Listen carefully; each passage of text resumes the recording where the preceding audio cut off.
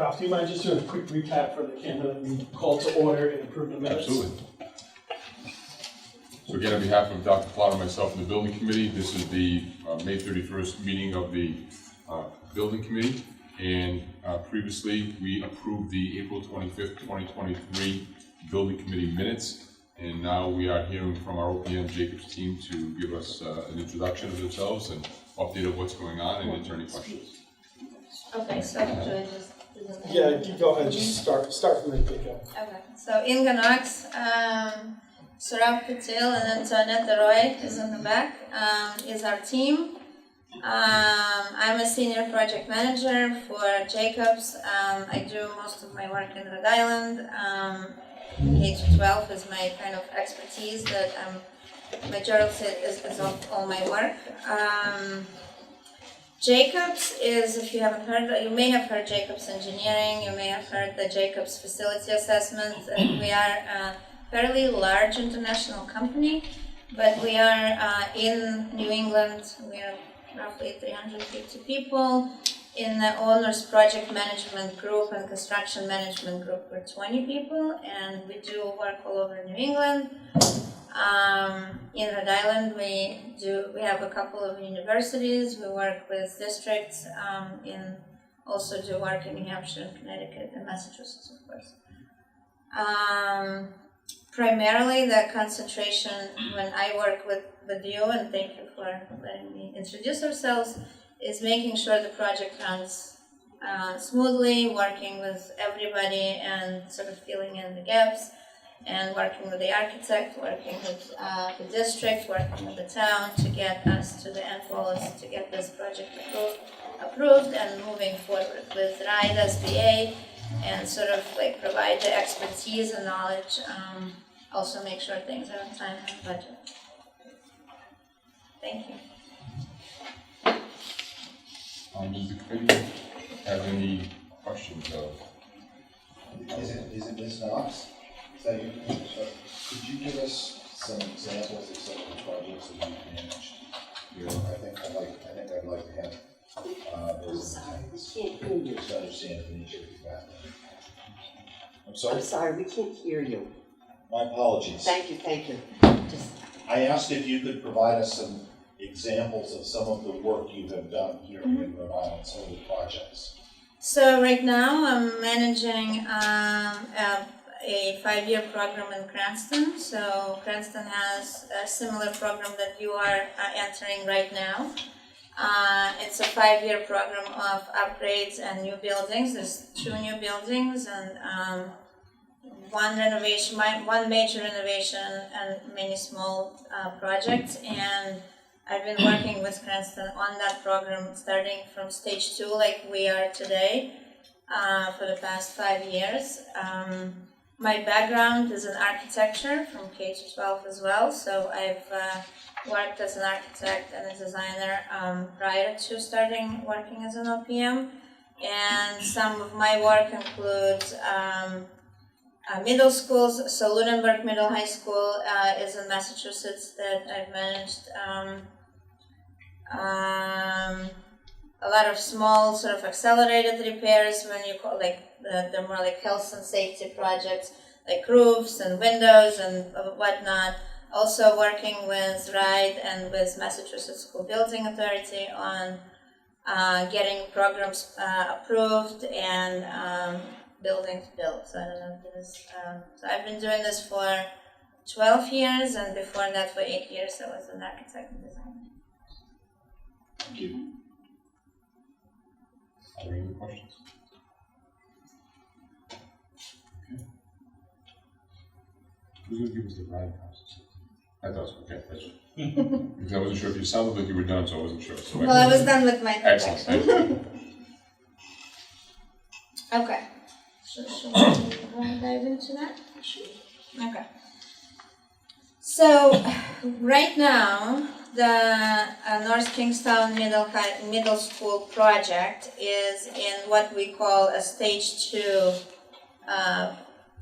2 phase of RIDE, of approval with RIDE SBA, right? So before, in order to get financing and reimbursement. In order to be part of the reimbursement program with the state, there is a process, a prescriptive process that we have to follow. So there is a state, and I shared it in your packet and over there. So there is what they call like an application stage. So you apply, and then you design and build. But design is also kind of part of the application process. So stage one was done, as we are approved. So stage one was submitted. And it's sort of like an initial intent. So we tell RIDE you told them what you want to do, what type of project it is, and they say, okay. So now we are in stage two. It takes about 4 to 5 months.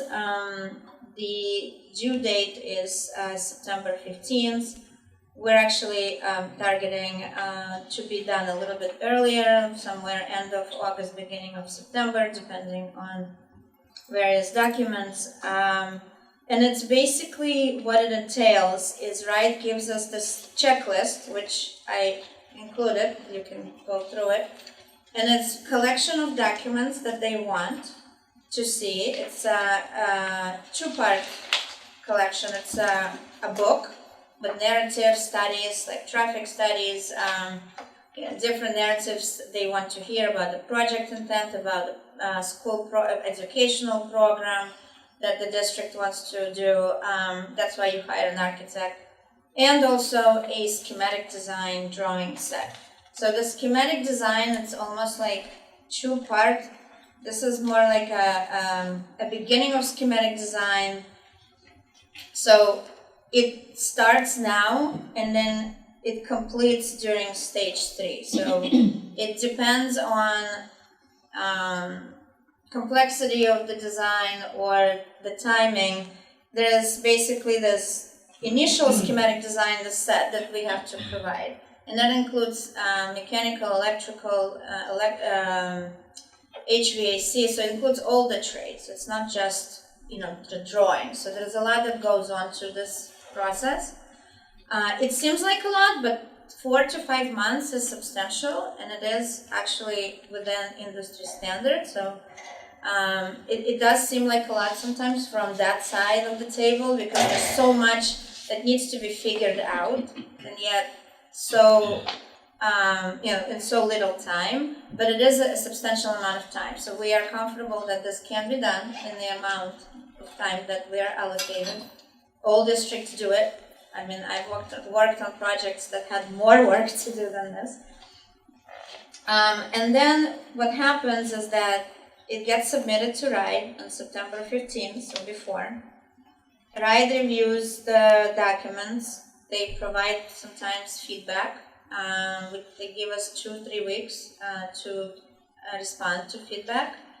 And then they vote the project in, and I believe that meeting is middle of December, beginning of December sometimes. I don't remember for sure. At the same time, the district gets like an informal sort of approval, like the RIDE will tell us, you're good, but you have to wait for the vote. And then the district works on the referendum, the promoting the bond, the project, and then there is the town meeting in November, right? The referendum. Referendum, yeah. So this whole process will be complete by the end of this year.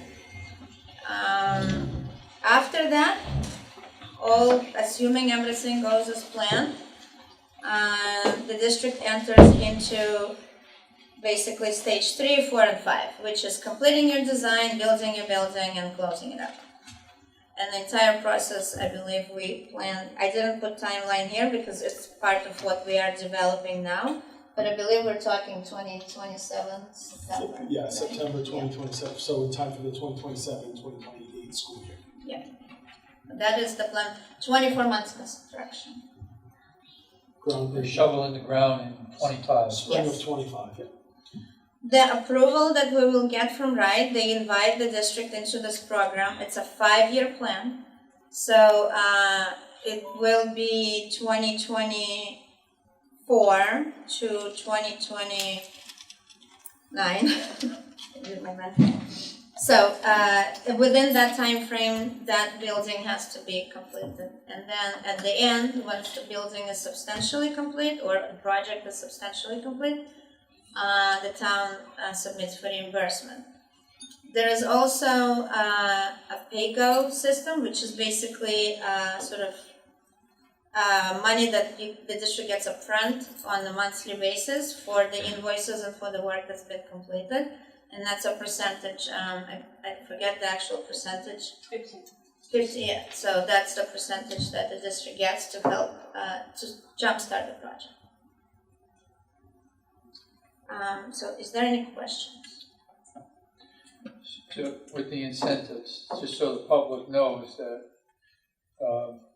those incentives presently are only available till December 31st, unless the General Assembly approves an extension of the incentives, which I think is on their agenda for this session. So we don't know where that is at this point. So that is correct. There are incentives that the district can get up to additional 17.5%. The base reimbursement rate is 35%, and then 17.5 can be potentially received in addition. Assuming that the district complies with those incentives, which is fairly easy to do, I think, in this project, and we can definitely achieve that.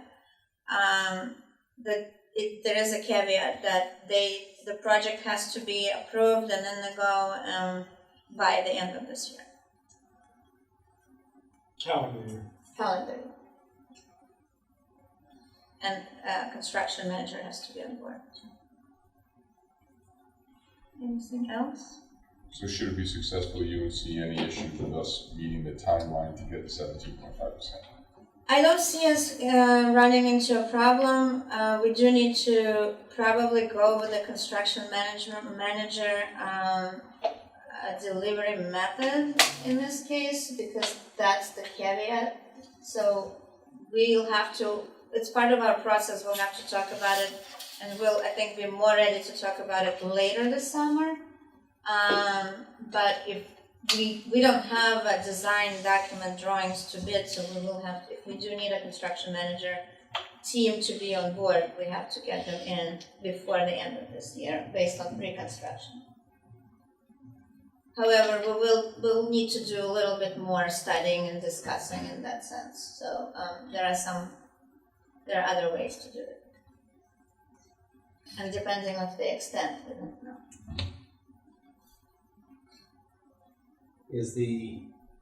To get the additional percentage by the end of this calendar year, is just signing the construction manager good enough, or does we actually have to hire a builder as well? No, we procure a construction manager based on, it's basically like an RFQ process. It's slightly different than the designer. It's not just based on qualifications, it's qualifications and price. But we have to procure them. We don't have to buy out the job. You know what I mean? Like we will not have anything to buy out the job on. So the construction manager has to be on board to help us do that.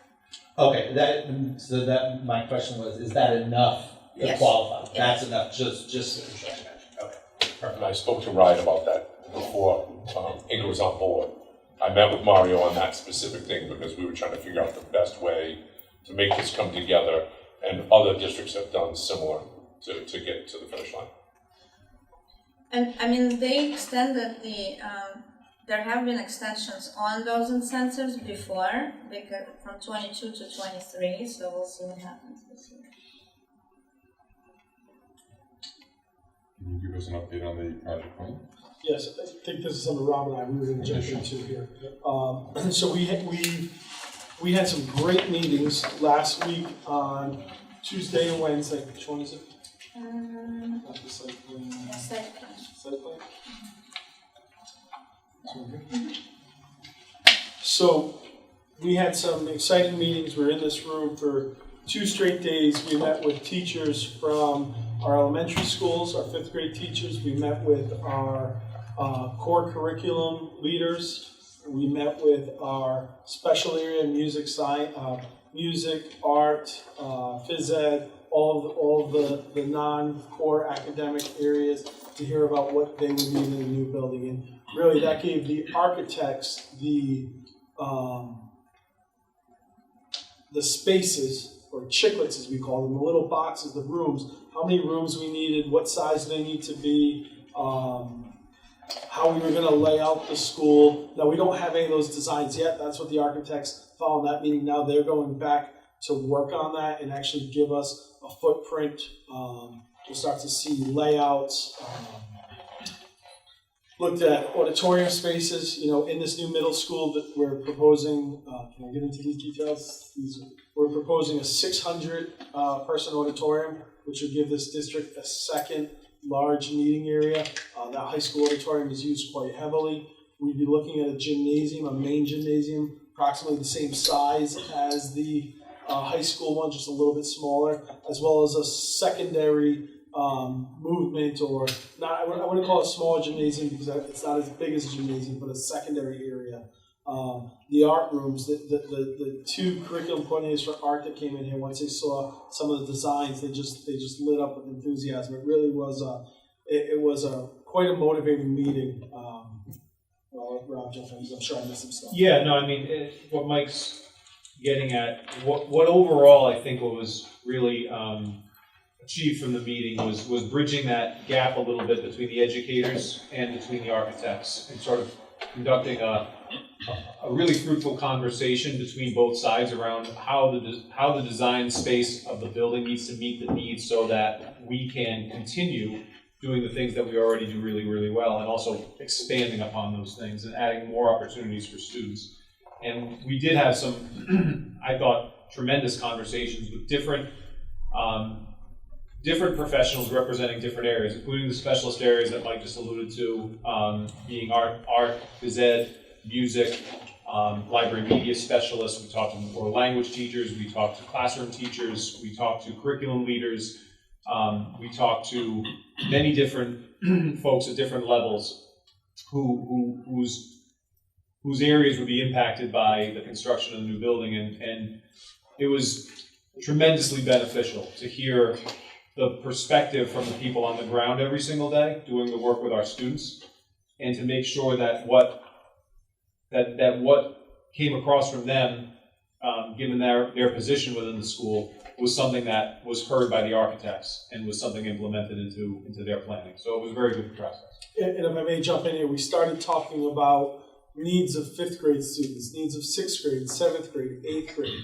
We talked about how a 5th grader in this school might not have the same type of schedule as a 6th, 7th, and 8th grader. How teaming works. Right now we have teaming at middle school 6, 7, and 8, whereas in the 5th grade we might be looking at 2-person teams where they go to one teacher for English and social studies and another teacher for math and science, and that science is taught in an actual science classroom, just like 6, 7, 8, but also 9 through 12.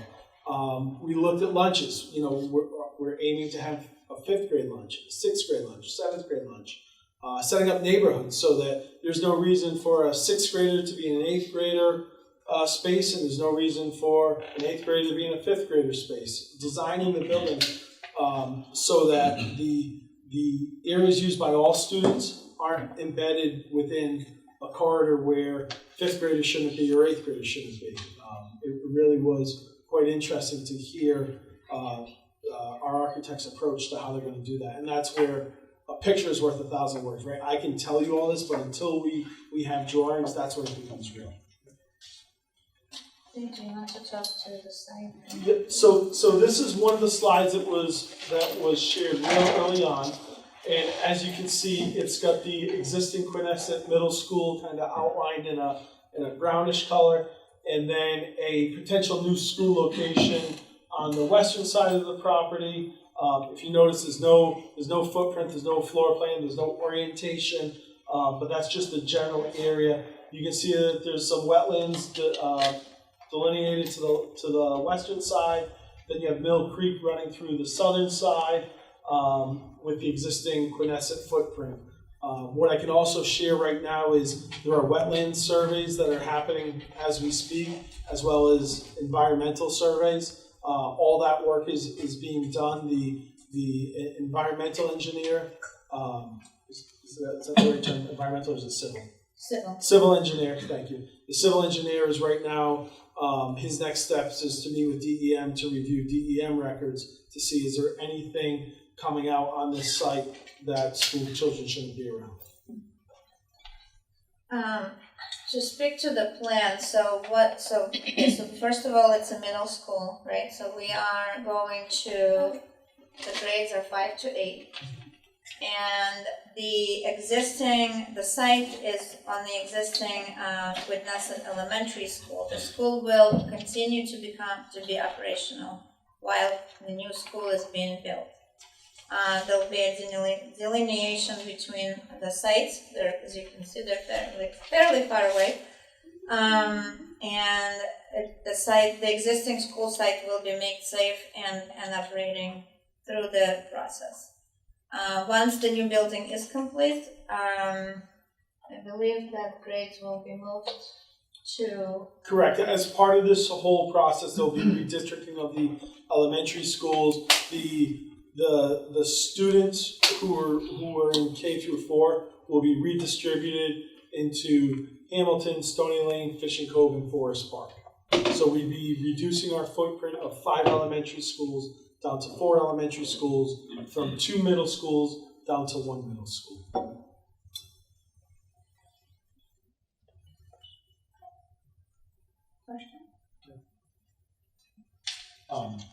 No, I think that when it comes down to that, like, one of the things I know that this will also help alleviate in terms of the spacing, is it will add space to our elementary, which currently is something that is a concern in terms of spacing and availability at some of our elementaries. So having that would, again, increase the likelihood that we'll have enough space to accommodate all of our students in the area schools that they are that they are zoned for. And I noticed there was a hand up. I just want to let everyone know that there is a public portion comment at the end of the meeting. And if you didn't sign up after the 5 people who spoke, we'll ask if there's anybody else. So no worries there. But we will, once we went through the agenda, and if you ask questions, we'd love to hear them. So. Yes. I have a question, and maybe it's too early at this point in the design, but has there been given any thought to the traffic access to the site? It's already tight just with Whitnesset back here. We are in the process of performing traffic studies right now. So I believe today and yesterday and today, this week, the traffic engineer will do a study, and then there is going to be a report. Once the report is available, the architect will take that in consideration and will provide sort of a synopsis and a process of, they'll suggest and design as part of this process for us to get to September 15th, to understand traffic and to not make it harder, but actually make it easier with a new building. Some of the biggest concerns that I heard, and this may answer some questions, one was traffic, so thank you. And the other seemed like the other big question, the 3 questions were traffic. I think if you or Rob or someone can talk a little bit about how the 5th grade is going to assimilate with the 6th, 7th, and 8th. And the 3rd one was, and you may not be able to answer this today, the 3rd one was transportation.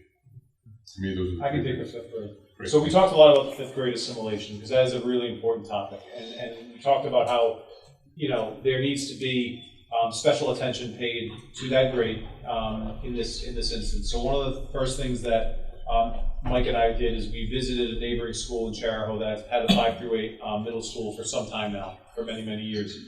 We had a lengthy meeting there at that school. We spoke to the principal and other folks at the building, getting a sense of, lessons learned they've had from that experience, which they've had for, I believe, 20 years now as a 5 through 8 building.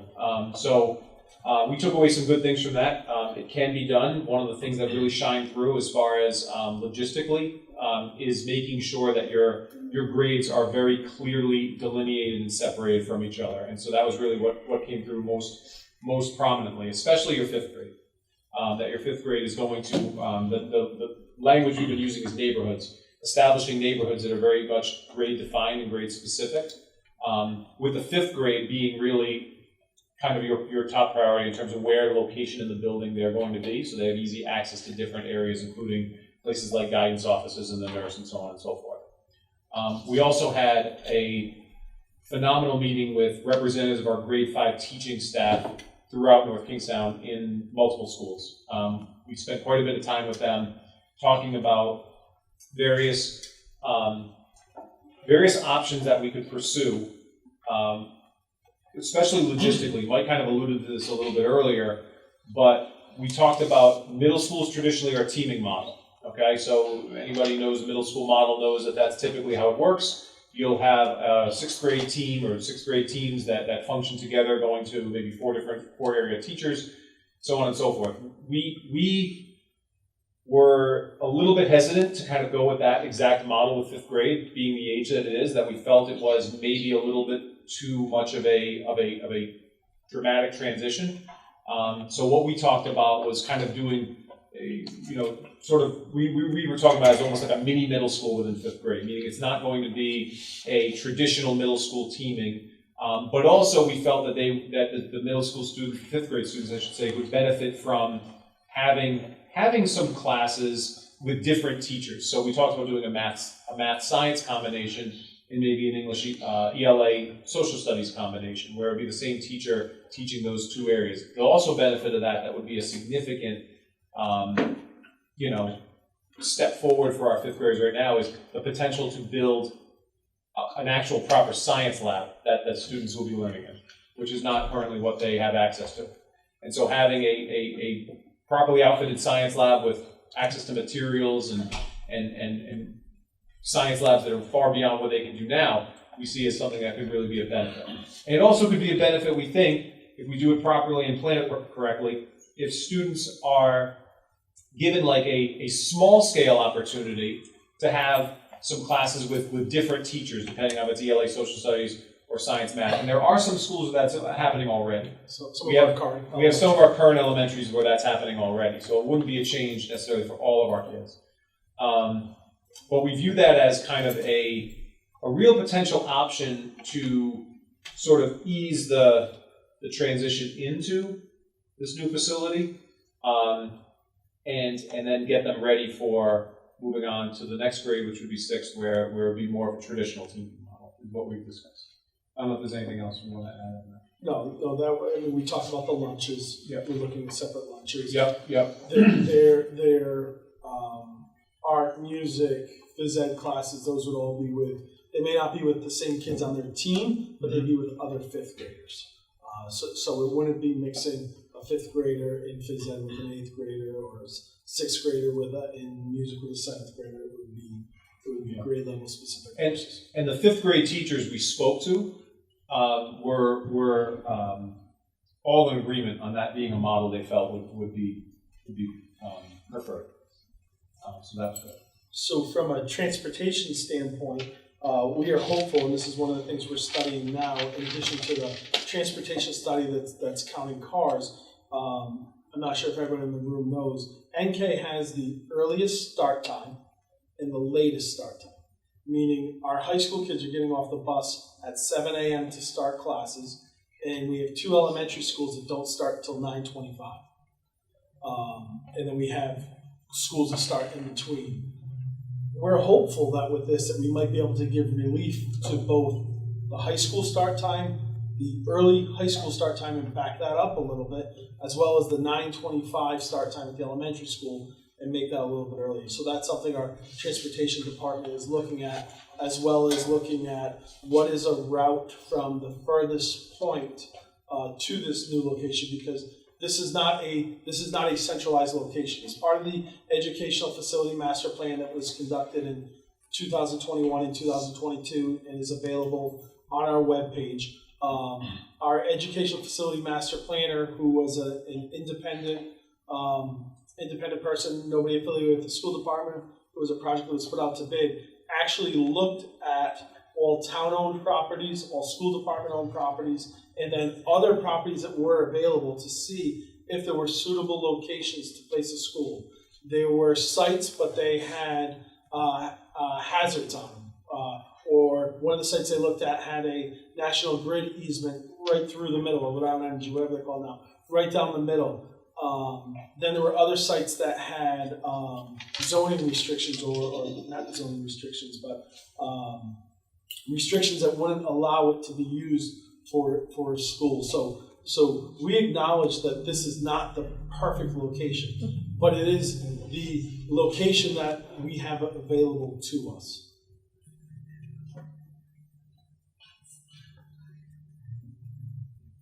What was it there? Community outreach. The transportation, well, I guess the transportation, the curriculum with fifth graders, and we handle the traffic situation. Yeah, the traffic study is actually taking place as we speak. I do get that question a lot. I'm happy to answer any Fifth questions. grade being on the bus for a while.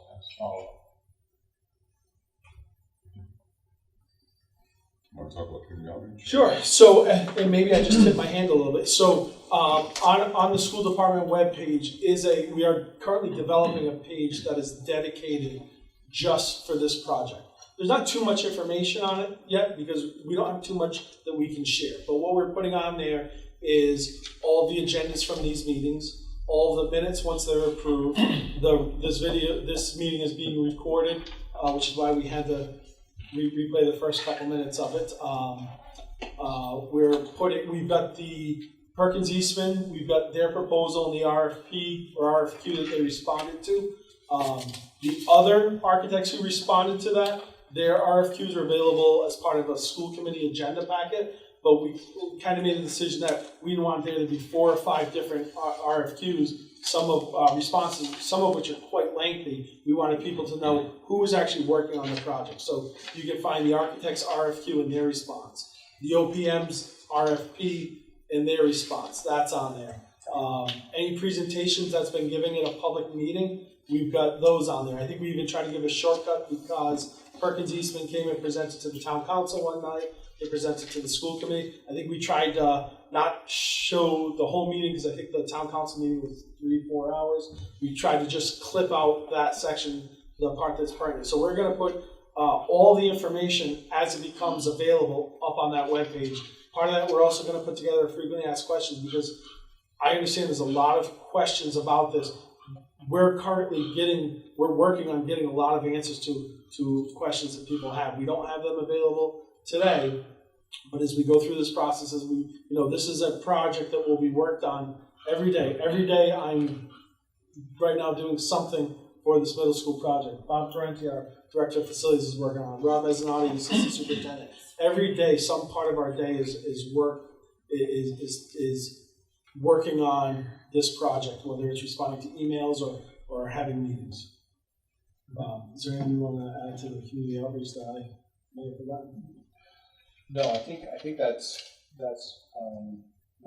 pretty much. When the design develops, we will have more like renderings and space layouts and more maybe presentations that will speak to the program, speak to what the building will look like, speak to what RIDE requires it to look like, because we have to work with RIDE as being on space requirements, on cost and cost per square foot and allowable square foot per child guidelines. So there's a lot of guidelines we have to follow.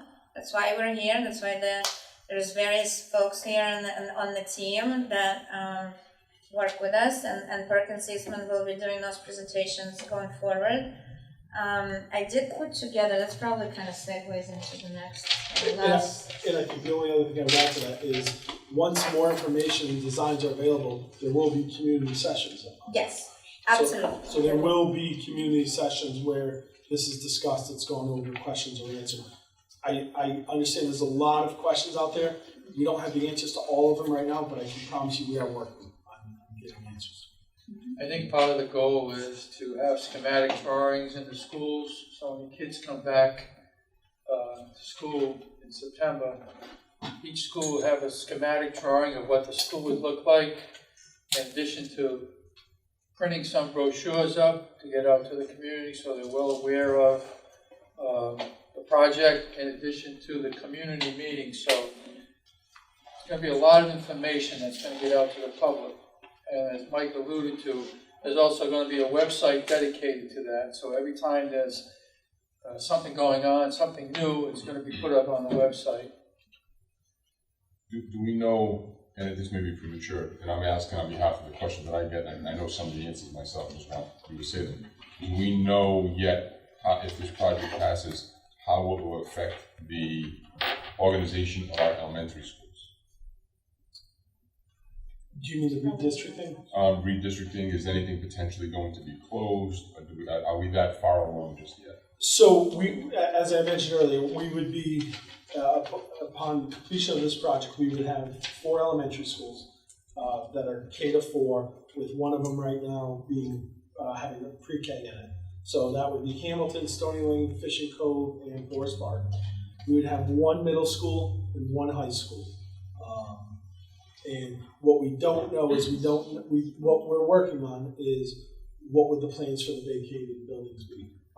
If this project's approved, Quinnesset would be torn down, and that would become multi-purpose or baseball, softball fields on that side of the school. So the school would be built on the western side, and then the eastern side, or everything over would be fields and parking, bus loops, that kind of stuff.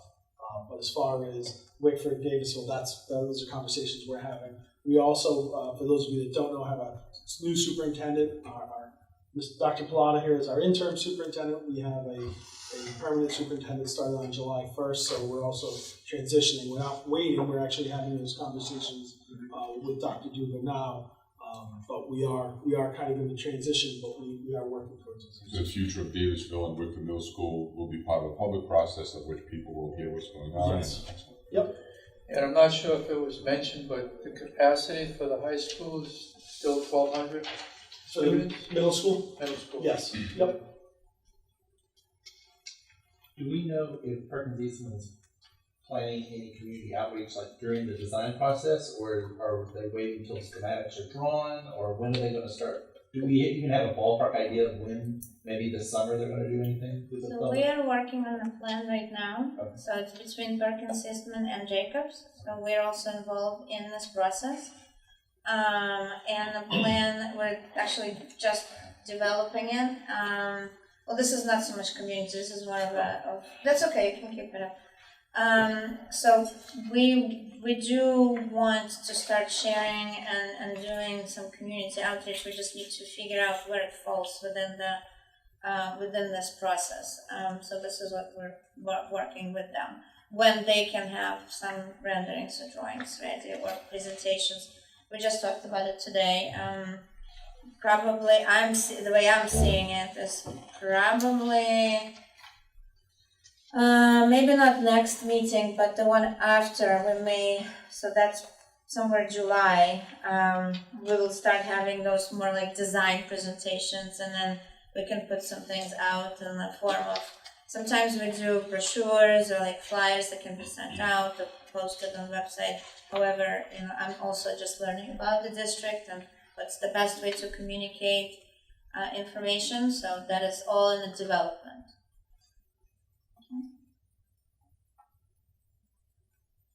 And the schedule, again, nothing's been set. The council still has to vote on this. I know the bonds are before the General Assembly. I think they're both in committee today. But I know there's a lot of talk about setting the special election the first week of November in conjunction with a lot of other communities who are also trying to access the additional bonuses. So I think that you'll see almost a semi-statewide election, hopefully on the same date, just for better communication with the general public. That's the whole goal, is that question one will be question one in a dozen different communities. So I think that's the goal. Anything else in community outreach? So the next item will be public comment. I do want to say that two things. First, normally the public comment is for us to accept. There's usually not a lot of back and forth, but I'm anticipating there'll be some questions. So hopefully we'll pivot from that and try to give you as many answers to questions as possible. Also know that this is a building subcommittee, so our role is somewhat limited in this project. So there may be questions that we can't answer, or there may be questions that we actually can't answer. And so we will do our very best, and then anything we can't answer, we'll make sure we can attempt to get the answers for you. We have 5 people signed up, but I know a few people walked in afterwards, so as long as the committee is okay with this, and I'm confident they are, we'll ask if anybody else has any questions when the 5 people are done. And again, between all of us, we'll do the best we can to answer your questions, because each of us have a limited and specific role on this committee. As you can see by the dialogue, there's a few people who are doing most of the work in getting this project up and running. So the first person is Frances Slade. I'd like to let this lady go before me, and I'll take her spot. Thank you. Okay, Thank your, you. Thank your you. name? Kim Gilbert, 99 Mark Drive. Thank you, Kim. Just a quick statement. And one other thing, and just our goal is, with all the committee meetings, is to try to keep the presentation to 3 minutes so that we can answer your questions, give everybody a chance. It's Thank not you. the time, I'm quick. I want to apologize to my family, my neighbors, my community for not coming to anything before this. I am astounded by the location on Mark Drive. We don't even have a line down the middle of the road. I'm assuming you'll take some of my yard and some of my trees. I moved here for the space and the community. My kids are grown up, so I'm not looped in the way people are when you're at PTA and soccer meetings. I don't doubt you need a school for these children. I don't doubt that you've given this a lot of thought, but I am amazed at the size of this town that this location is where you decided to put this school.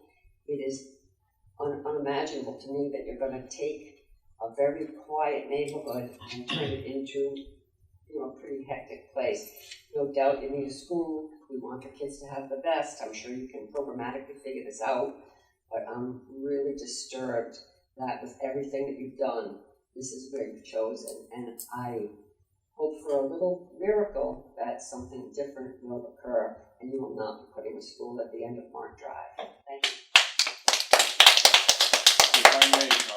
If I may, I hope I'm not overstepping my bounds here, because this is respectful to really a lot of people around this committee. A lot of us here, one of our first building committee meetings was the December meeting. And so this committee was given really just 3 options. As a matter of fact, I'll look at an email that a resident had sent. So our first meeting was this committee met over years, but for a lot of us, new school committee members, my first meeting, our superintendent, was December of 2022. And we were asked to meet on March of 2023 to review a plan that I believe was developed over years. And we were given 3 options to vote on.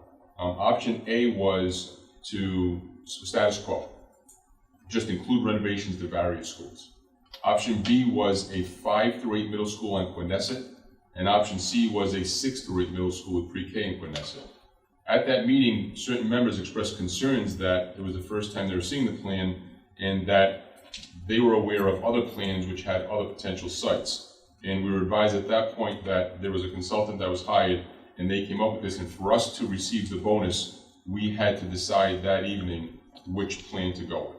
So I just want to let you know, again, that's where I go back to my original statement, that this committee has limited jurisdiction, and at that night, we had to choose either Quinnesset 6 through 8, Quinnesset 5 through 8, or no middle school, and as a result, lose the 17.5% bonus. And that night, this committee unanimously decided to go with a 5 through 8. But we did have limited options before us. I think a lot of us probably expressed your concerns, but the options before us were limited. So if anybody else has anything else to say on that, please, I just wanted to speak on behalf of a lot of us who were new to this stuff. Well, I'd just like to make an observation. You have my sympathy. This has got to be a shock to you. I started attending school committee meetings about a year ago, after somebody had asked me to start taking a look at this. And I live in the Quinnesset area, so we're not exactly neighbors, but we're pretty close. This area was part of a master plan discussion that was presented to the school committee as far back as a year ago. It didn't happen overnight. That doesn't make you feel any better No, about it this. doesn't, And I that know- doesn't give us any public comment. It seems like the cart is, it seems like the barn door is closed, the horse is gone, and we're gonna make the best of it. That's what it seems, feels like, that's what it feels like. Maybe that's not true, but frankly, to vote. that's how it I feels. understand what you're saying, I just want you to understand also, I mean, when I saw this project, I think it was May of last year when there was a presentation at the school committee. And it was a lengthy presentation, probably 45 minutes to an hour. And I came away from it saying, wow, how about this? It sure looks like Quidnesset is going to be the area where there's going to be a new middle school. Would have been So- nice to have a note in our mailbox, because I sure would have come, I sure would have come. Nobody knows about it. Nobody knew about it. All I can tell you is that it was something that was made available to the public last year. And again, you're not gonna walk out of here tonight and say, wow, I feel a lot better because of what, this gentleman told me. But I just want you to be aware that it wasn't something that was done haphazardly or immediately. And there were people that were not happy about the location. But as I understand it from the master plan project folks, this area was chosen because it was the only one in the community that seemed to be appropriate for what they're trying to do here. Which again, doesn't make somebody who's sitting on Mark Drive feel a lot better about it, but I did want you to be aware of that. Francis Slade?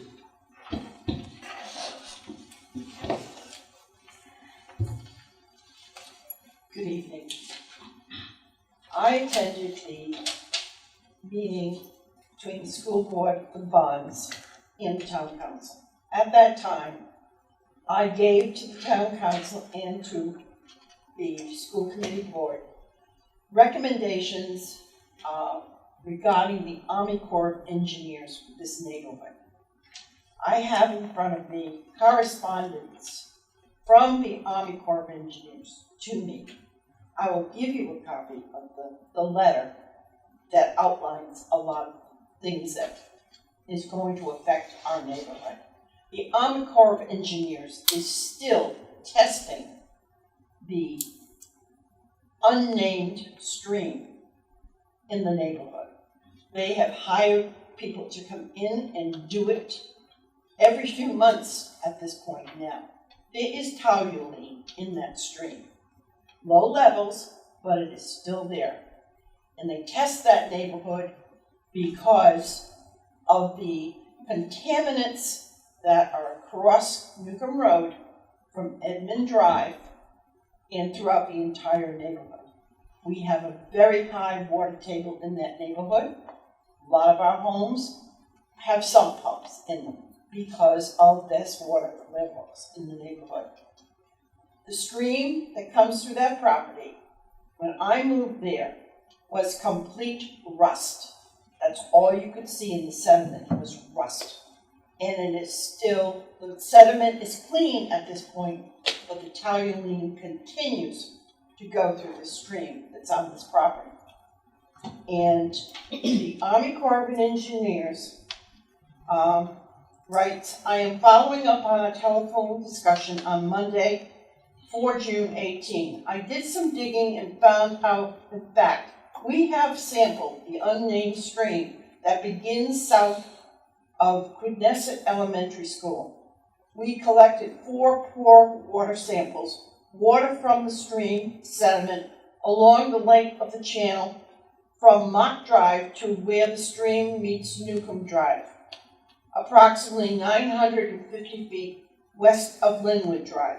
I am happy to say that the Nike PR58 and the DTV8 flood contaminants were not detected. The only contamination found at low levels was toluene, which is a petroleum constituent and fairly ambiguous into the environment. In addition, we have collected samples from wells at the intersection of Lee and B Drive, identified as BR-B, as wells as from 2 flood on-site wells located near the intersection of Newcomb Drive and J Drive. EA 107s, and OBG. Attached PFD shows historic sampling results of monitoring wells and the depth, 40 to 60 feet below ground, and rock 70 plus feet below ground, respectively. Please note that all detected contaminants are below the respective U.S. EPA maximum contamination levels, MCL, which is also the drinking water standard. As I mentioned in our telephone conversation, I am currently in the process of contracting an engineering firm to collect semi-annual groundwater samples from the floods and surrounding areas. I will ensure that samples are collected from some of these 3 locations to evaluate any risk to your neighborhood. I appreciate you reaching out and expressing your concerns with floods. I hope I was able to alleviate some of your concerns. It was a pleasure talking with you, and feel free to reach out to me. They have hired a contractor who is doing more sampling, and they will be on the school property doing the sampling. And therefore, I am not asking that you just have DEM do a study. I am asking that the Army Corps of Engineers is involved in this. If you change any wetlands in that neighborhood, we are going to have problems coming from across the street where the soccer fields are, and all the groundwater there is collected in a cul-de-sac type area and goes over to Dayball Pond, which is highly contaminated. And there's one other pond that is contaminated in that area. I won't tell you the name of it because the town has a building over there. Vince, if we could try to answer some of your questions now? Yes, please. Thank you very much. So your report that you distributed at the town council meeting was given directly to our architecture firm, Perkins Yes, it Eastman, was. and they have since shared that with Park Corporation, who are doing all of our engineering studies, all the civil studies of the property. So they're working with DEM. They're going to be working with the Army Corps of Engineers. They have to take all of these things into consideration in order for RIDE to approve this. All of this has to be brought to RIDE. So that they are definitely working with them. They took the report from our architects in order to do so, so that we have all of your information as well. Okay. Is this information going to be made public? Because I would like to see the test results from the soil samples and the liquid samples taken from that stream and from the wetlands behind our homes. I know that all Army Corps of Engineers studies are public record. So, I know that too. Okay. So yes, it will be. With all of ours, right? Everything we do at some point will become It's all public record. Yes. Yeah, you'll it's be all able to. public record. So you can't access. So I have to dig and look for it. No, you can just you just ask for it. Just let us know what you're looking for. So let's say 3 months or 2 months down the road, you can say, could I have the results of the studies that DEM and Army Corps Engineers took on your property, and we would provide that to you. All right. That's You can public do record. that through an Access to Public Records Act request. And it's a statute that we have to comply with. And I know that this community spends a lot of money on lawyers to process those requests promptly. Yes. So if that is your concern, and I respect that it's clear that it is, don't be afraid to follow up on that. You can write to the school committee, or you can write, I believe, to the town council. Yep. You should be able to get those records either way. Don't Yes. you think? No, you're 100%. Yes. Yes. He's 100% I right. also intend to contact DEM Wetlands. I want them involved because there are animals involved in that area that's going to affect our property, our homes, and in our neighborhood. You're going to clear at least 1,000 trees over there. That is going to be astronomical to the city. Well, we will be working with Jacobs and the architect will be working with DEM, Army Corps. Any information you want, you can request. We'll provide that to you, and please feel free to reach out to DEM as well if that's. Oh, I will. Okay. I definitely will. Thank you. Do you want a copy Yes, of this? please. If that, is that, can we have a copy? Yes. Sure, thank you. Do you need me to make a copy of it, or do you have copies? Believe me, I have the complete Army Corps of Engineers report. Kelly Piazza? Thank you.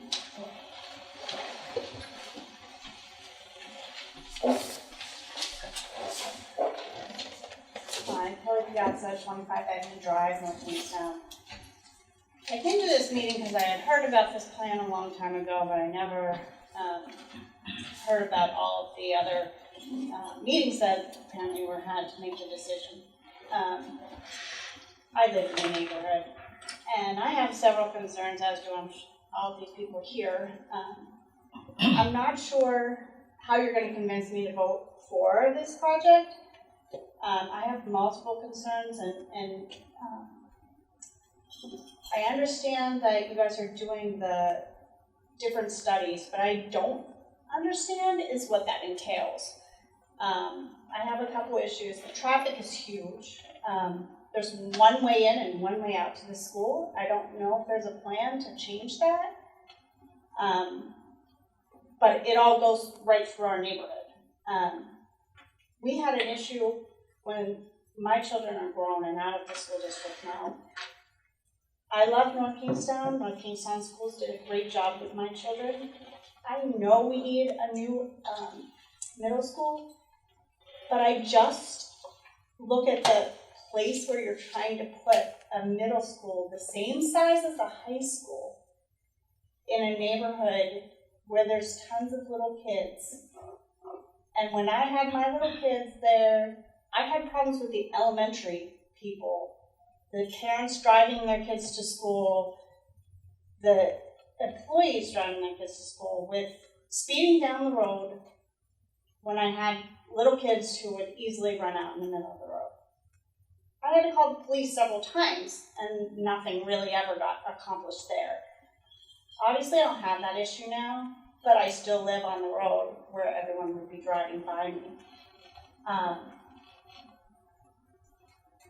So traffic is a major concern, but I also have an issue with when they started building a lot at Quonset, the water table changed underneath my house.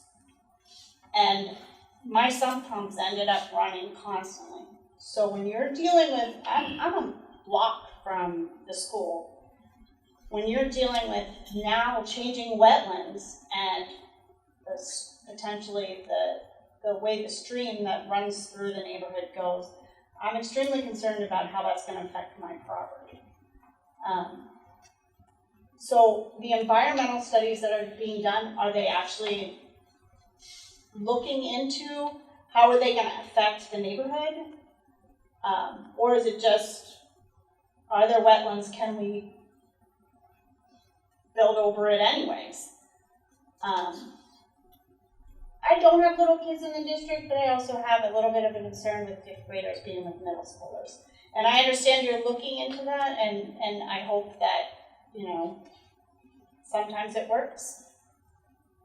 But if I was a parent of elementary school kids, I would be a little concerned about that. Just like when they put the 4th and 5th grades and separated that, it didn't work, and they ended up going back. You build a building meant for that, you can't go back. So I have a lot of different concerns, and if you can just address the traffic and the environmental studies, that would be great for me right now. But again, I don't think that you're going to get me to vote for this, and unfortunately, I do think we need a middle school. I just think it's a horrible location.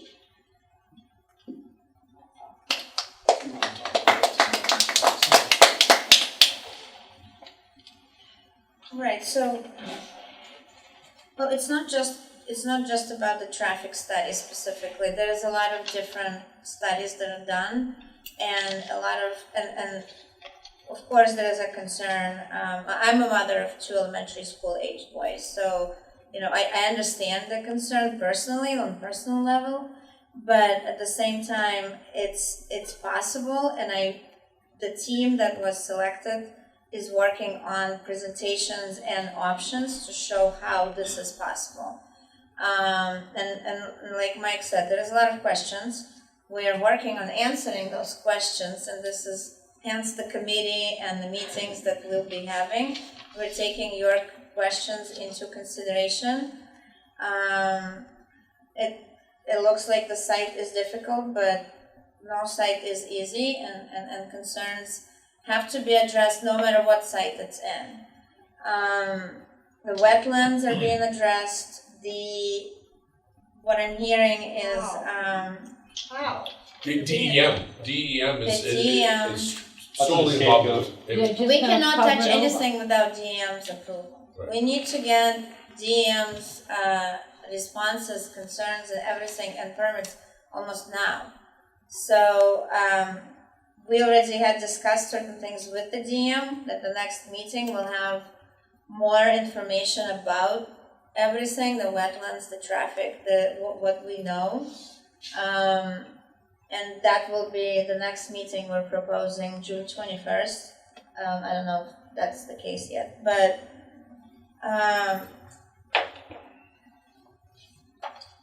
so how the neighborhood will be impacted. So that's a question. That's a really good question, and we are working with Perkins Eastman on showing, on studying the neighborhood as a whole and the impact on the neighborhood and on the abutters and the abutting properties, which there is quite a few properties. So we hope that you can give us a chance to do our work a little bit, and then we'll be able to present and answer those questions, because those are all very good and reasonable questions. Can I just ask though, you had to sell this to the community, and there's a lot of things that are issues for everyone, from people down in Saunderstown whose kids are now going to have an hour's bus ride, to people living in the neighborhood, to people living in the neighborhood behind us who now are going to have traffic on the roads. Getting to and from work is going to be a nightmare. I feel like the town and the school district hasn't done enough to educate people on any of this. So going forward, you want us to vote, and you want us to vote on a bill or a project based on, well, we'll get money off. Well, just because you get money off doesn't make it a good deal. Right. And that's my thought. So yes, I would love to get money off and not have to pay more in taxes and all of that good stuff. But it also has to be the right project, and if it's not, then you don't do it. And I need to be proven that this is the right project, and I think that in the future, you want people to buy into this in this town, you better start to give more information to people and be very upfront. And I just don't think it's been there. Well, if in 4 months we decide that the district decides that it's not the right project, then I guess the district can not do it. That's the purpose of this exercise we're in right now. The next person, I'll try to get this name right, I'm having trouble, is Devin Winter? Right, because, Okay. yeah. I couldn't read that right, so. I tried to be neat. That is neat. I I got it right, so it must be neat. So like you said, a lot of my questions were, sorry. A lot of my questions and comments were answered, and like people had said, a new middle school, perfect, great. We grew up 140 Edmund Drive, been there 20 years. A lot of different things, comments, traffic, the studies, and I know we're still in the workings, and this committee was not the original committee, so the only other little thing that I was thinking should be addressed, like the hour from Saunderstown down, is what happens to the Quidnesset Elementary School students and their timetable on the buses.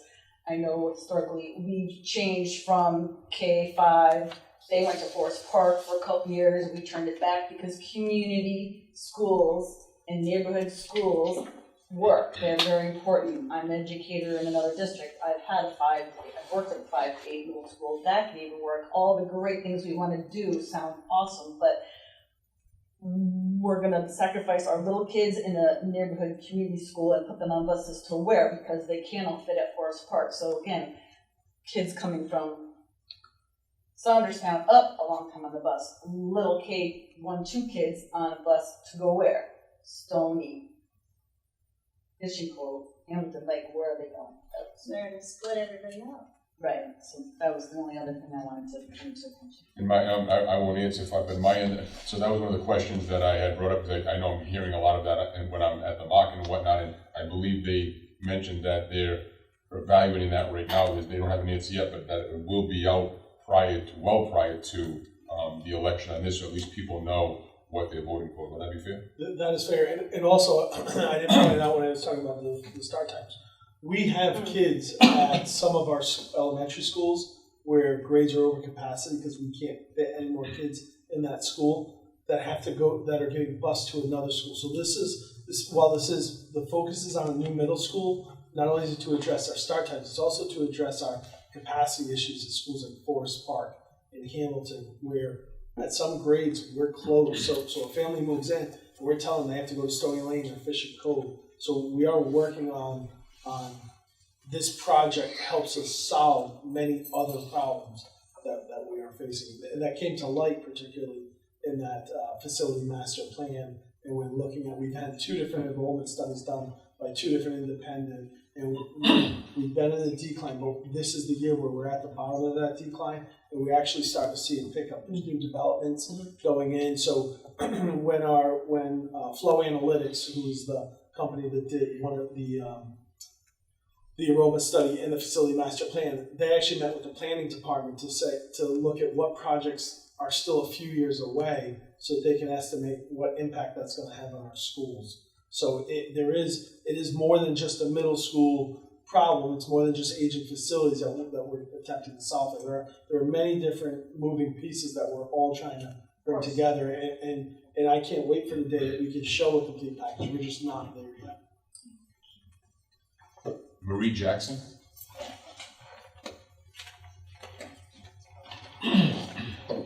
Well, I also do not have any children in the school. My 2 boys did go to Quidnessa.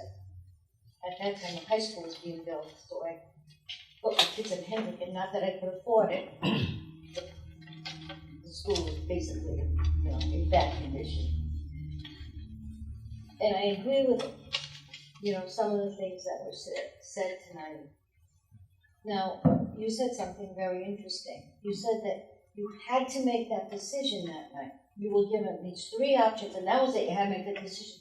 Who made you? So let me clarify that. Very good question. Let me clarify that. So that maybe have been a bad choice of words. In order to move forward on a middle school project that would reap the benefits of the 17.5% bonus, we had to decide a path that evening. If we Did didn't anybody know about it 2 months before that? Somebody found out about it that day? I can only speak for myself. I can tell you that I found out about it that day.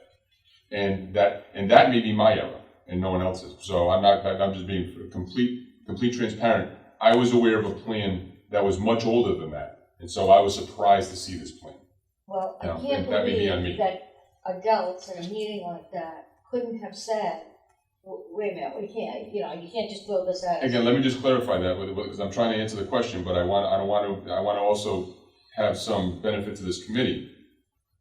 We had a choice. The choice was choose one of these options and the community will receive a 17.5% bonus, or don't choose one of the options and any middle school concept will receive 35%. So that was our choice. So yes, this committee could have said that night, we don't like the plan, and the community would have lost 17.5% reimbursement. Yes, we did have that choice. So if I give the impression that we didn't have a choice, that was a wrong impression. All right. That was we had those 2 choices. Well, what's happening here is you're trying to put 5 pounds of sugar in a 1 pound bag. That school does not belong in that neighborhood. I sat on my deck, actually this morning I had a cup of coffee and it was perfectly quiet. The birds were singing. I was thinking, for the next 3 years, I'm going to hear buzzsaws and construction, and you're going to have to cut down, like France, at least 1,000 trees. What does that mean? That means that now we've got these logging trucks coming in and out, because you're going to take the trees away. So now they're going to be coming down our road, taking out the trees, dump trucks. Now, I know you have the red line on that map that shows that the children can't get at the construction site. Well, that's great, except they're gonna be in that elementary school for 3 years, listening to 1,000 trees get cut down. Now, what are you gonna do about the noise? How are those little kids supposed to concentrate? They're just learning how to read and write, they're just learning their ABCs, and they've got dump trucks and chainsaws and construction workers all around them for 3 years till 2027. Has anybody thought about the noise? And you want to talk about traffic? I came out of Linwood tonight, I took a right down Newcomb Road, and I waited twice at the light at Newcomb Road. Because, first of all, there was traffic ahead of me, but then somebody pushed the button because they had to come across. Now, those people in Kingsway and the people in the other housing, they have a perfect right to push those buttons across the street. You see them go to Dave's, lugging their bags to go home, because some of them don't even have cars.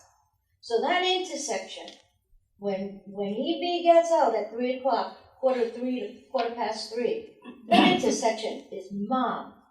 And in the morning, when they're going into work, that intersection of Post Road and Newcomb Road can't handle the traffic it already has. Now, if you want to pay me to be your traffic advisor and do your study, I'll tell you right now, that intersection can't handle it. Now we're hearing that these poor people on Mount Drive and Edmund Drive are going to have part of their lawns taken away so you can widen the roads and make it easier for all these buses That's to the go first I've through. heard of that. That's never been said. I've never heard that. No, that's the first I've Well, heard of that. There's a lot of people in the neighborhood who So just to let you know, and I'm, you know, I'm gonna go out on a limb here. No one can just take away your property. It's really not even close to that Doesn't the easy. town own a certain amount of feet? The United Once you States come to South- Constitution would Thank prohibit you. that. It's called a taking, and there would Well, be, the there would rumor has probably be it. litigation about Well, what the value is and the compensation for those landowners. I You're don't think they correct, want to but be that's- compensated, I think they want their front yards. And I get that, and what I'm telling you is exactly what Mr. Wallace just said. First I ever heard of anybody saying my property is going to be taken away was this evening, and I don't know where that came from. I'm not Well, aware how of that, are you and going it is, to fit the traffic down Mount Drive? Now, there's a stop sign on Mount Drive. So now you've got all these buses for 1,200 students coming down Mount Drive, which it's already congested with the 200 students for Quidnesset. Now you got buses for 1,200. But you've also added to that equation the buses to take our little kids and send them who knows where they're, you don't even know really where, some of them are gonna go here, some of them are gonna go there. So these are very legitimate concerns, and I guess my response is, I'm not saying I disagree. I'm saying that I think what you heard this evening is that they're putting that together and they're gonna make that public, and all of you and all of us are going to see what they've come up with, and we will then, you and us will then be able to question, wait a minute, that doesn't make sense, and how you, so these are legitimate questions, and obviously, everyone here feels they're legitimate because they're working on the answers to those. So, transportation, traffic, that still needs to be disclosed, and the good thing is that the election is until November, so we have time to get that information out to all. Well, the last thing I'll bring up is, that was quite an interesting thing that happened at the town council meeting. There should be 3 bonds. You all know that. And evidently, we're not bright enough to figure it out. But by putting that school on the same bond with the safety, with the police and fire bond, we would all vote for the police and fire bond. They're in a small space, they need a new space. And the middle school students need a new space. You put that bond together for one reason, knowing that people from the other parts of the town that aren't involved in this don't live in our neighborhood. They'll vote yes, because then for the police and fire. So that's why you put the school with it. Because if people would have voted no for the school and yes for the police. I'm sorry, I thought I turned it off. Oh, okay, we're trying to figure Yeah, out. it's fine. I'm glad it's yours. I thought I turned it off.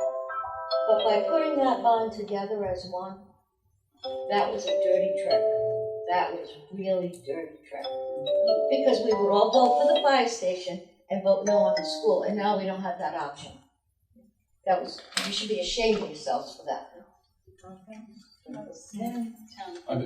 Anyone else who would like to speak? Would you like to address that about putting the bonds together? So you were at the council meeting. Yeah. And No, well, I couldn't stay till No, I'm 10 sorry. o'clock at night when you did it. I'm sorry, okay, and the council felt that was the right thing to do. Well, why would I that don't be know the what right else. thing to do? Why would that be the right thing to do? Do you guys think that was the right thing to do? Absolutely not. Is there anyone, I know this, I'm sorry, if you can come up.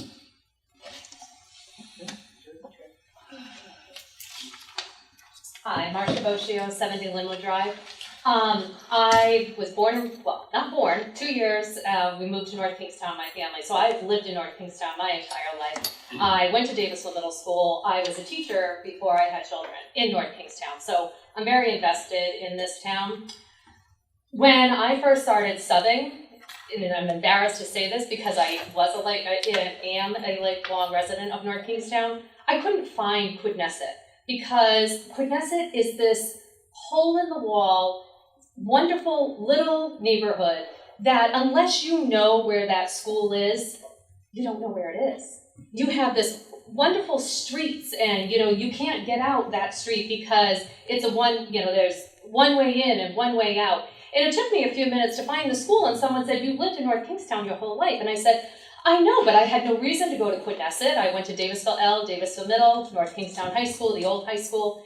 My point is that we've moved into this neighborhood because it's this little gem that somebody said to me, Quidnesset is this little hidden gem that people don't know about. And now I'm going to my house is 5 houses down from Newcomb on Linwood Drive. And so I'm opposite Midio, and if you know where Midio is, Midio connects Mark Drive and Linwood Drive. And we constantly have people that cut through because they don't want to wait at the stop sign or they're trying to beat the buses that go up Mark Drive. So now they come down Midio. There is no stop sign at Midio and Linwood. So now they're coming and they're taking that left to go up and now beat the buses. So now I have that constant traffic right there, just with having the 200 students that attend Quidnesset. And so we have these families, and we were walkers, so we walked this road on Mark Drive, and we had, the traffic concerns, but people that come through, I just can't even fathom the amount of traffic. And just like Ms. Jackson said, trying to get out on Newcomb Road, you sit there at the light already between all the other traffic. And so I really hope that these traffic concerns and studies are more than just a day or two, because it is astronomical the impact that is going to take place with building this school here. I am so disappointed. I didn't even think of all the impacts that so many of you have brought up tonight with the cutting down the trees and the animals and the water table. I know so many people in my neighborhood that have been affected by cancer, and I really feel that, it's because of what is in our soil and our water tables and everything. And so now you're building these new schools and that's going to be disturbing everything. My oldest child will be graduating, my youngest will be graduating in June of 2027. She'll be a freshman in high school next year. And I won't have any more children here, but my husband and I, this is where we're living. This is where, I grew up here. This is where we built our home to, our family. This is where we want to stay. This is not making me want to stay here. I'm already thinking I buy my RV, get my condo somewhere else so I can leave here because of what it's going to do to our property values, having all this extra traffic in this school. So many things have just come up sitting here at this meeting, and I'm so glad someone reminded me about the meeting tonight because I wasn't sure if it was last night or tonight with high school graduation, all the meetings I have going on right now with that.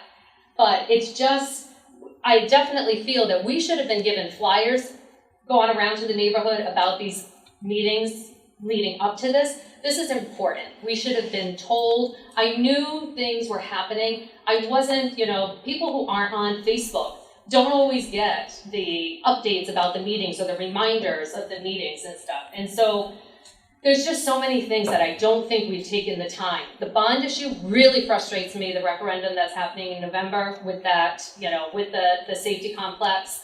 That frustrates me. I know this was not your committee alone. But I can actually answer that a little better. So a couple of things. First, Number one, you mentioned traffic. Again, I'm going to encourage you, and we'll do our best to keep your eye on things and find when the next school committee meeting is, the next building committee meeting is, and get that information. So that's number one. Number two, I'm going to step out on a limb the second time and say that please get the information, because you mentioned Facebook, and I can promise you, you're not getting accurate information there. I'm talking meeting dates, that's what Okay. that's what I No, mean. but please, no, but I'm just saying, Yeah. please, come to us, ask questions. Yeah. As far as the ballot question, I want to give a better answer to that. So the town historically has bundled everything into one question.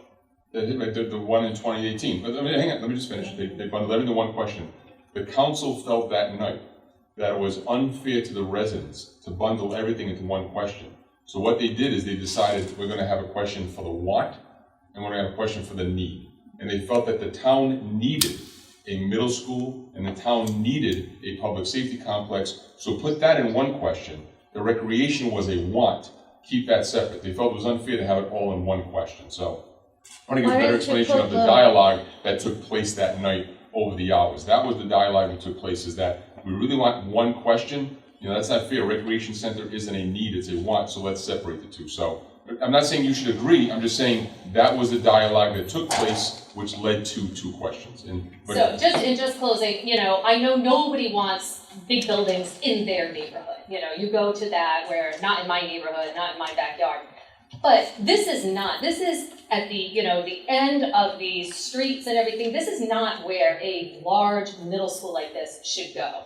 You look at where Davisville is now, you look at Wickford Middle School is now, those are on main streets, and, you know, they have plenty of space. This is not what we have in our neighborhood, and this school should not go there, and I will be voting no. Thank you. Are there any other questions? Yes, please.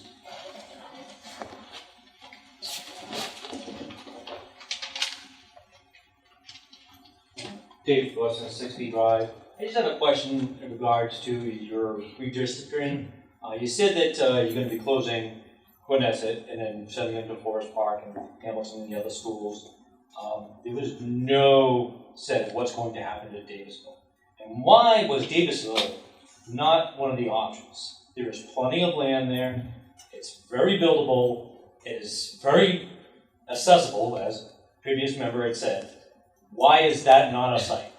I mean, you said you had all kinds of studies and stuff. Can we have access to these studies? Why was not a priority to make it there? It already has an existing middle school there. It has plenty of room there. I mean, it's on a main street. It just doesn't make sense. It really doesn't make sense that you're putting it in an area that's not accessible.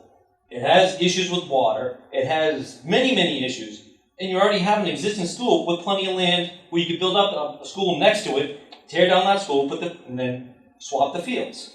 It just doesn't make sense. So is it Mr. Pelosi? No, Thorson. Thorson, my apologies.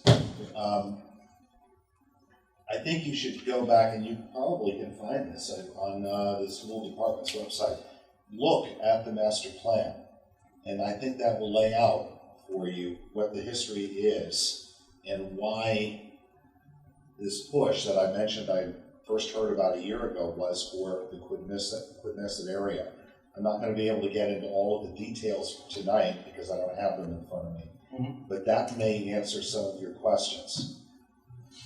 With regard to Davisville, we are very fortunate that we have a principal here from Davisville. That is a very old school. It's 60 years old, is that right? Yeah. Okay. I toured that school. I also toured Wickford when I was elected to this office. I understand that the school is we need a new middle school, and I do agree with that. No, but I'm saying the site itself. There's plenty of room in the fields, in the baseball fields. I've been to Davisville, my kids went there. I know that there's room for where the kids go in the backcountry and everything else. I know that the land mass, you can see it on a map, the land mass is adequate for a school there. It doesn't make sense to cram it where you are, where there's room down in that area. With all respect, sir, and I appreciate, I am sympathetic to this, okay? And I understand that there's a lot of unhappiness here. Sympathetic or idiotic? I mean, you guys aren't making any sense. You really aren't. You're spending $167 million, you can't renovate Davisville? That's not enough money to renovate? I'm not saying that Davisville has to be renovated. I'm saying you could build a school on that existing property and then tear down the other school. I think. So what I'd like to do right now is actually show you how to access this facility master plan. You're not answering the question. No, the school I'm doesn't. showing you where to find the answer so that I don't Just know. answer the question? I don't have that information off the top of my head. Okay. The school So you don't have an answer? That's School not does what I not said. fit What I in will that show piece of everybody for property. the benefit of the meeting is how to access that plan because it's come up a number of times. So if you go to NKSD.net, which is the main webpage, under the school committee tab is under the, on the top tab is a middle school project. If you come here, here is where you can see the facility master plan data collection, videos, meetings, and surveys that went out. So this is the videos of when we had those meetings, the timeline, but this is the final master plan right here. There's actually quite a bit of information on this page.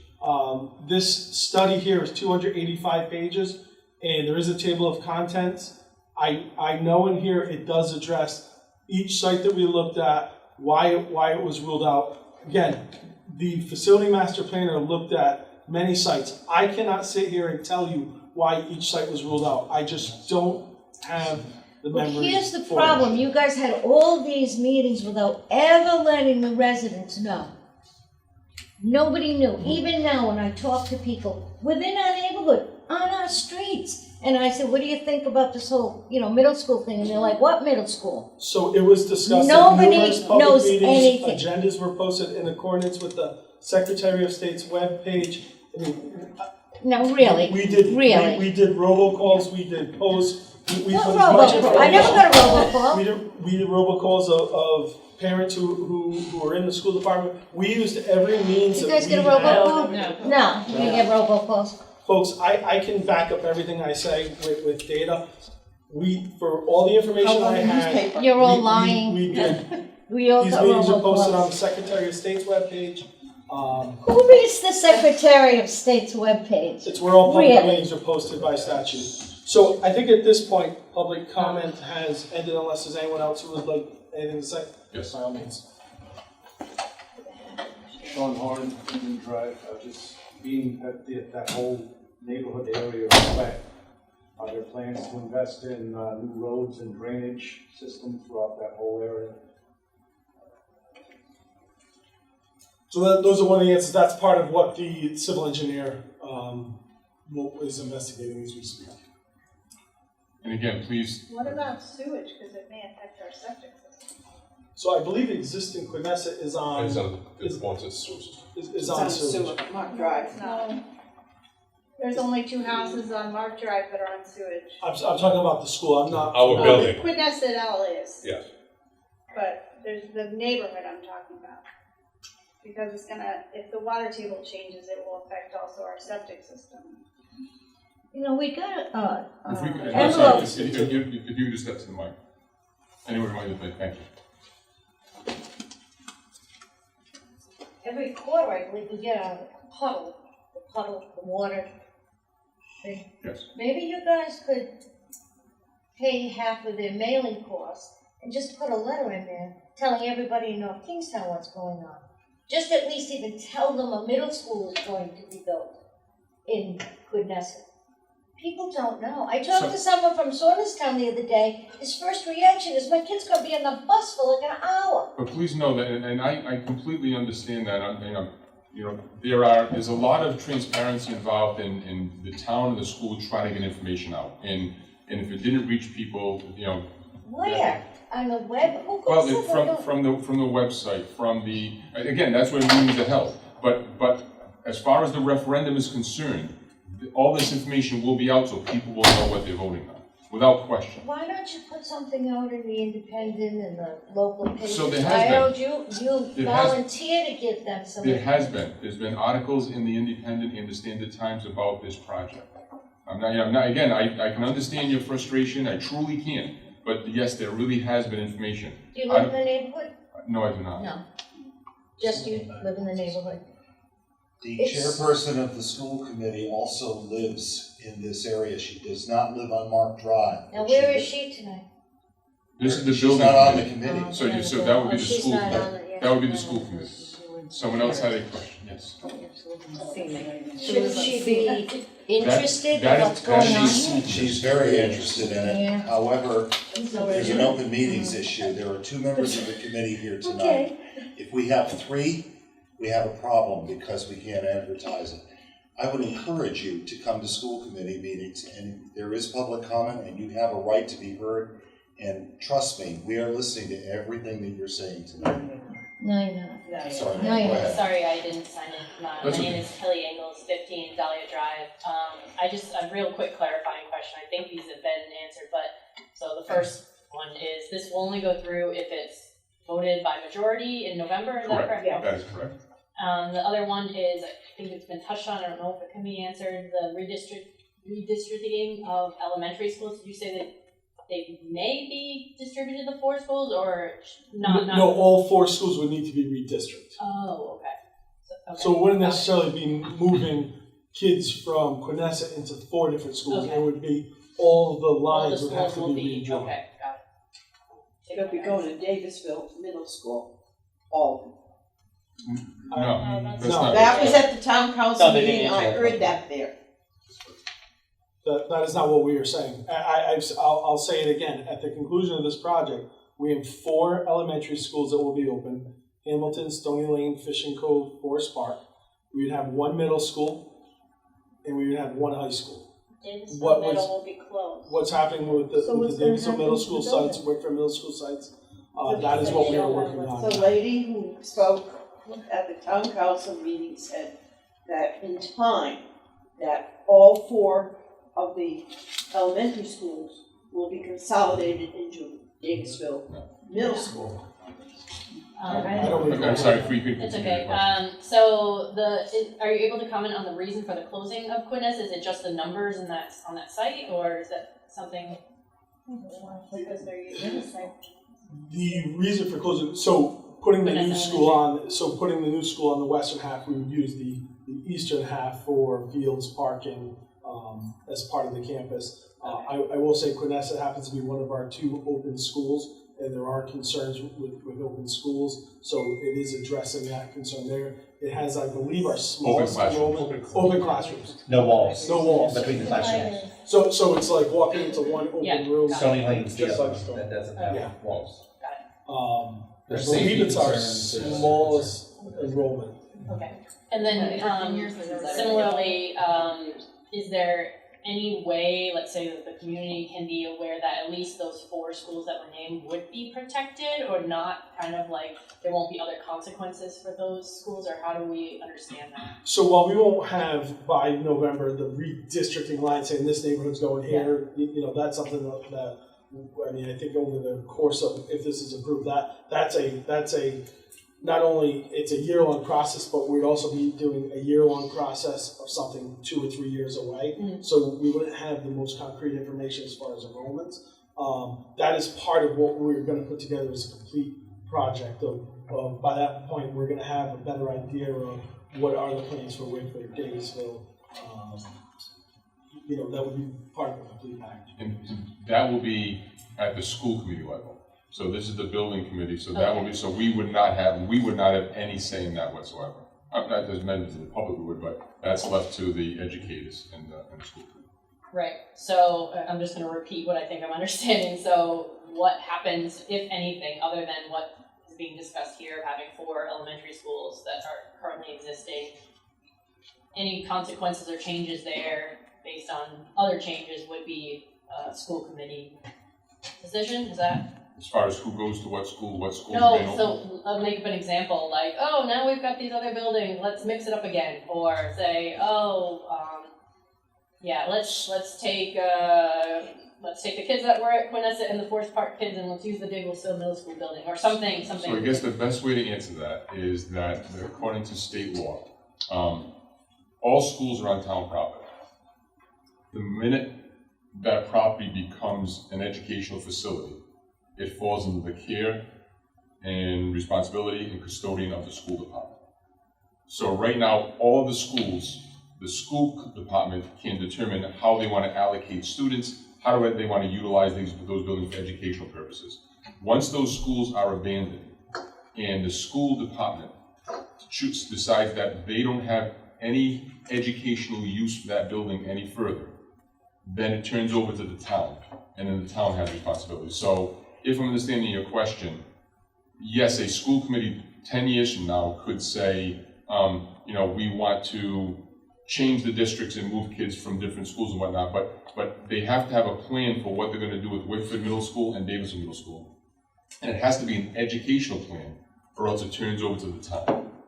And so they may say, and I'm just giving an example. This has never been discussed, so I don't want this to go with the part about people losing their lawns. The school department could say, okay, this is great. We want to close Stony Lane and Hamilton and have one big elementary school at Davis Middle School. Or they could say, we no longer utilize that, and the town may say, perfect place for a rec center. So that is a question still yet to be determined once the educators and the school department determine how they want to handle redistricting, and do they have a use for Davisville Middle School and Whitford Middle School. Will those plans be in place before November, or is that? We'll have a better idea of what our plan would be if it's approved and DMS is vacated, Whitford is vacated. How might the school department use those properties or not use those properties? Yeah, we're going to have to do a communication plan around that. Obviously, planning around enrollments and shifts in terms of numbers and availability and space. Right now, we do have space concerns in a couple of our elementary schools, so we're going to have to look pretty detailed at which elementary schools that will remain open are going to be most accessible from a space perspective compared to others, and then we'll have to consider that when we do the redistricting. Okay. I've lived in North Kingston just 2 years, and when I moved in, my neighborhood was talking about how there was a plan, and I think someone touched on it. Like it was like, oh, we'll put all the kids here, and then we'll put them back, and the community school seems to be something that. Yeah. To respond to that, I can tell you that we understand and appreciate the importance of community neighborhood schools, and we have zero interest or plans at this time at all to look into that kind of an arrangement. We are focused on the 4 established elementary schools and making it work in that model. Great. Yeah, I don't want to take any more of anyone's time. Just we're finishing the story of the fact that what I heard of not living in the district before 2 years ago is that it was something that no one wanted, and then it kind of went back to, let's say, the status quo of the community. And I know there's a lot of people concerned, like, is this another attempt to get rid of the community schools? But it sounds like you're aware of that concern. Yeah. Thank Absolutely. Thank you. So I just want to thank everyone for the questions, and I just want to leave before I go for adjournment. I just want to leave with 2 important things. Whether you agree or disagree, number one, please keep your eyes and ears open for building committee meetings, school committee meetings, council meetings. Utilize the public comment and all 3 questions to let your voice be heard, get answers to your questions. And if by some chance you feel you're missing something, you may have missed a meeting, you can't find something on the website, don't ever hesitate to email me or any member of this committee. I mean, we all answer emails on this proposal.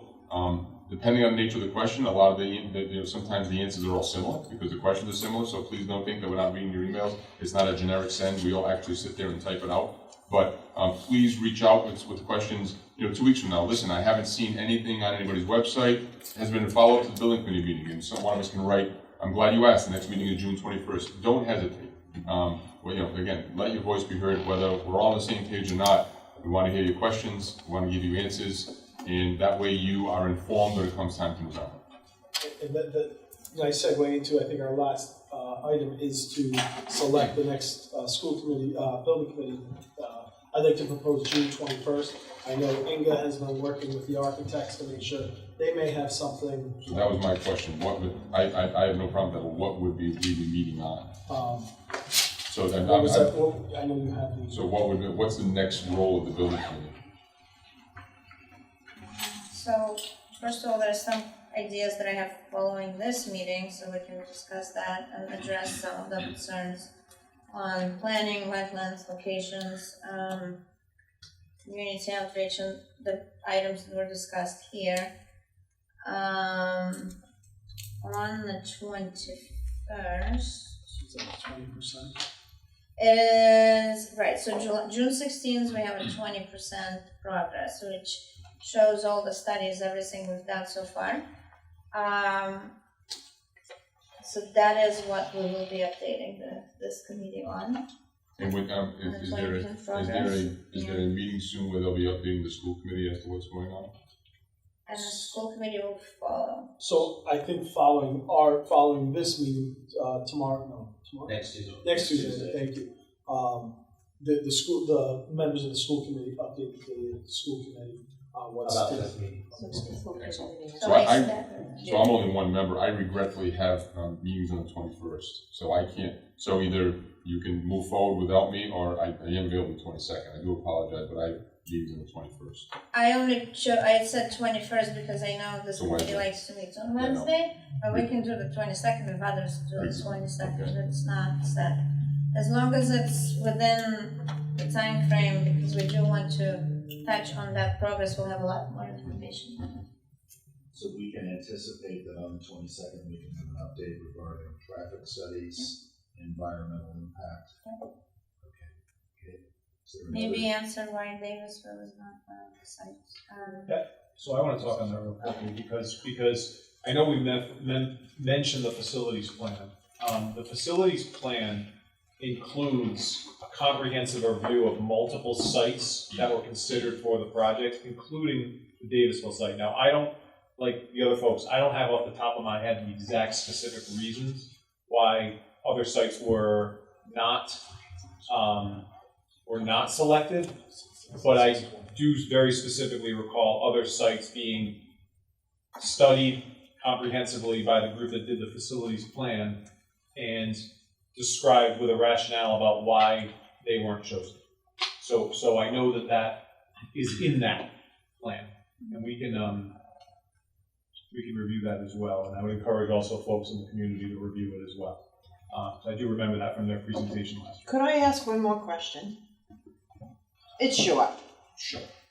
Are any of the fields going to be rented out to other organizations to use these fields in that neighborhood at night, on weekends? These are all things that need to be answered.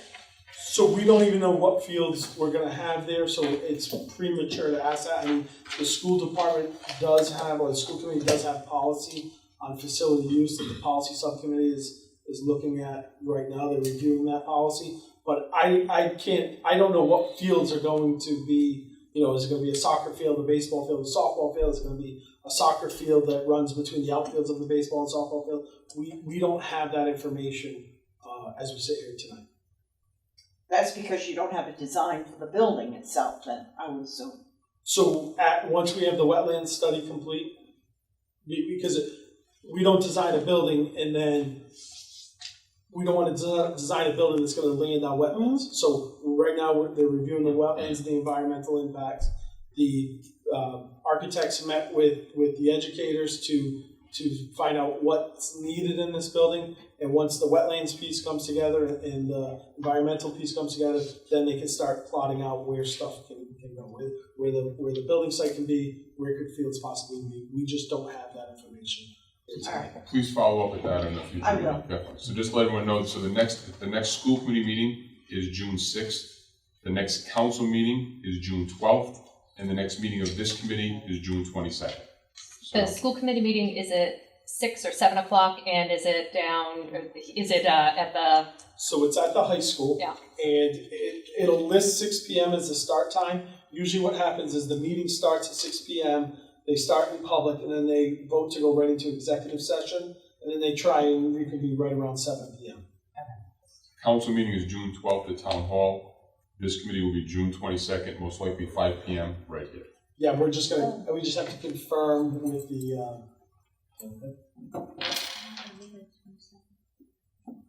You do the 21st. 21st. Just remember, I'll be on the plane. He's not available. You can still do the 21st. I mean, again, I could just. Oh, the 20th? 23 of school committee. Why don't you, Let's, Yeah, do you want to reconvene with it? I can have someone else here, but so I again, unfortunately. completely understand, and that's up to you, but I would suggest going with the 21st, and then I will do the best I can to change my schedule. just know there's a chance I won't be here. If you're comfortable with that. I will Sorry, try, I'm making- it's okay, I'm gonna try to schedule, I'm gonna try to make some changes. Okay. So my apologies, the meeting will most likely be the 21st, but, you know, that will be on publicized, it will be publicized. Let me see if I can make some changes. Okay. Any other questions? Motion to adjourn? All in favor? Thank you.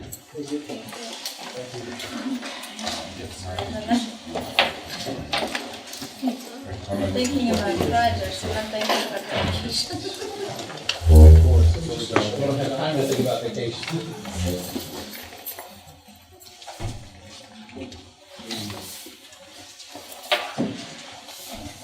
Hello. Sorry. No, it's okay.